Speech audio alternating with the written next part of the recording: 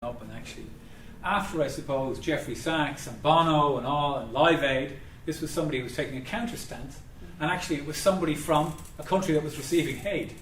It was a Zambian who was standing up. But nice for the bankers, raising funds on capital markets. Thank you very much. Yeah, well, it would be very good. She works for Goldman Sachs, so she'd have a boot in that camp. But no, I think we should be thinking about how we give the aid. Absolutely. Rather than saying we won't give Cut it it. off. Yes, we might reduce it, but you should be saying how we give it, and who we give it to, and what we give it for, and with the people on the ground who are going to change, not to the governments, but to working in partnership with governments, but to the people, so that you say, this is what we need. The people say, this is what we need. This is what we're going to do about it. You have to work with the governments. Yes, you have to work with the You government. cannot work. At the end of the day, if you want to make sure that all your money is well spent, give it to Sweden. Yeah. But that's not the business. The business is to build up the institutions. At the end of the day, you want the aid industry to do itself out of business. Absolutely. So there have to be local institutions there that can deal with this money. But that can be capable of dealing with the money, accountable and responsible. But if we're saying, and this the other girl is saying, it fuels corruption, then you need to be setting.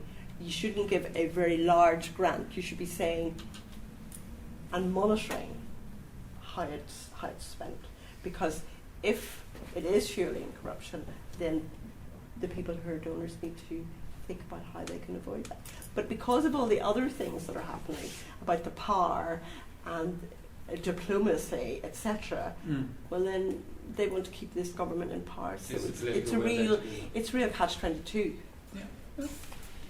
Just a parenthesis, I think that corruption is not only of countries that receive aid, but also corruption in countries that give aid. Well, just a parenthesis exactly. on that one, because absolutely. I wouldn't agree with. I think again, the way aid flows, the way it works, the difference that exists within recipients, to say that in all countries, that it fuels corruption, undermines democracy, is not something that I would agree with. There are instances where it has fueled corruption. There are instances where it has undermined democracy. There are also instances where it's helped build up civil society and actually created, emboldened, strengthened the democratic process. And there are many instances of countries that realise that they're quite dependent and try to move away from it. So for instance, the Rwandans are large recipients of aid, but they have a very clear plan that they don't want to remain recipients of aid. And that's a government which has lots of question marks around it, but which has brought very, very significant change in social indicators over a very short period of time. Equally, the Ethiopians, again quite dependent on aid, but have a very clear plan of they want to be rid of aid, and they're very clear about who works in the country and where they work. And they too, whatever you say about Meles, and there's plenty of bad things to say about them, there's definitely a developmental vision there, and there's been major improvements in healthcare, in education, in infrastructure. They've rolled out a social protection program, basically a welfare program, which benefits 7 million people. A cash program, which is very, very innovative, very cutting edge stuff, and done so on the back of aid. But aid, they decide the agenda. So, but that's not to say these I'm told. I just think, like our time period, 5 years, and we talk about building the institutions too.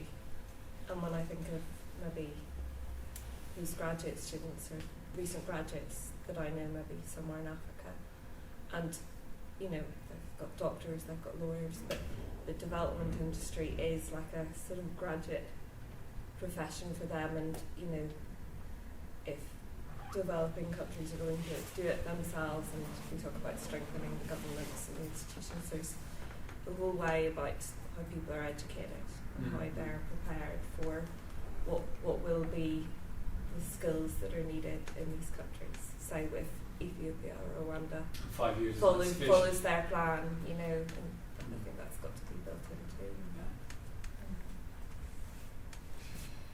Just the recognition of a lot of these weaknesses has led at a DAC level, the Development Assistance Committee level, is this aid effectiveness agenda to promote how aid works, to make it more effective, results-based.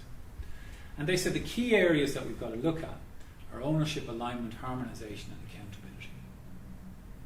And basically an ownership is that the donor steps away from the table. And the ownership of the development agenda is with the host government. They write the plan. They direct it. The alignment and harmonisation are for the donors to fall in behind what the government's vision is, yeah, and harmonise how they work together to be more effective in order to support the government. Yeah? And the accountability is both a donor and a recipient issue. That we have to build up the reporting frameworks and structures, and staffing and capacity so that aid can be traced, is transparent, and at the end of the day, it's meeting the needs of people. Governments and donors are responsive to those needs. They're accountable for those aid flows. A very kind of significant set of potential change, if it comes about. It's fairly new. Paris was in 2005 when this was set up. CRA was a follow-up meeting that they had in 2008. So it's fairly recent, but 26 multilaterals, 35 bilaterals, 56 recipient countries, and 14 civil society observers at that particular time signed up to those set of principles. That they would make their aid more aligned, more harmonised, they'd be more accountable, and they would follow what the government had got to say. If it's achieved, it'll be a major change in how the system actually operates. It's a big system though. It's like one of these massive tankers, you know, the massive oil tankers. It takes like 16 kilometres just for it to slow down, yeah? And then it takes another couple of hours for it to turn around. This is like this. You're talking about a huge industry with multiple players, multiple objectives, and all of that to get that sort of change over a short period of time is not going to happen. It's a long-term program. So the ownership is national, led by the government. The alignment is donor-partner, between partners' priorities, using country systems. So this gets over these reporting issues we talked about. And then the actual donors meet themselves. So they don't, they say, okay, you do health, or I'll help you with the health. I'll do education, etc., etc., etc. So you have common arrangements, rationalised procedures, and you have information sharing. And there have been kind of major moves in that direction to put these things into operation. Does it work? Well, according to Roger Riddell, he said 60 years going, the aid industry, and you'd think there'd be evidence out there one way or the other. Well, there isn't. He said there's a surprising lack of quality evidence, proper studies done on aid effectiveness. And he said you've got examples of it working, of it not working, and everything in between. And he said part of that is these issues that we talked about. It comes in many forms, it operates at many levels, there are many, many, many actors. And it's this sort of complexity that makes it hard to actually make kind of one bold statement on it. He also thinks that there's far too much expectation around aid. Aid can be a catalyst to change, but that's all it can be, a catalyst. It can assist in the process. It cannot bring the change. But often when we look at aid, we see aid as bringing the change, as being the answer. But it never was. It cannot be the answer. It can help in the process if it operates well. But you need fundamentally major issues. You need a government, you need a private sector, you need civil society within the host countries to make the actual, the major change and the major input into the development process. And he says, currently aid processes are far too complex, far too messy. And what we need is a gross simplification of the way the model operates. So he would see the bilaterals funding kind of one supranational multilateral agency, and that agency then would deal with governments. So rather than having this sort of mess, I like that one. That's from William Easterly. It's the accountability chart for the Millennium Development Goals. So we have 189 leaders, 21 UN agencies, 31 bilateral agencies, 5 regional banks, IMF, the World Bank, other multilaterals, the private sector and civil society, and all of them watching each other in order that these actual goals are met. Far too complex. It just doesn't work. So nothing gets done. The main problems he sees is he thinks he is a believer in aid as well, Riddell. He thinks that the amount that are actually being bandied about far too small. It's insufficient. Often you hear this figure. Moyo uses it. William Easterly uses it. They talk about $3 trillion, $5 trillion have been transferred from the north to the south.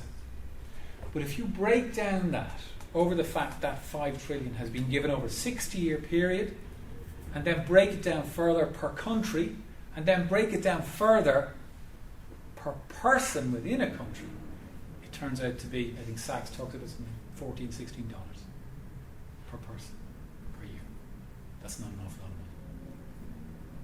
If it's dispersed that way, it's not going to bring that sort of change. So you need to ramp that up.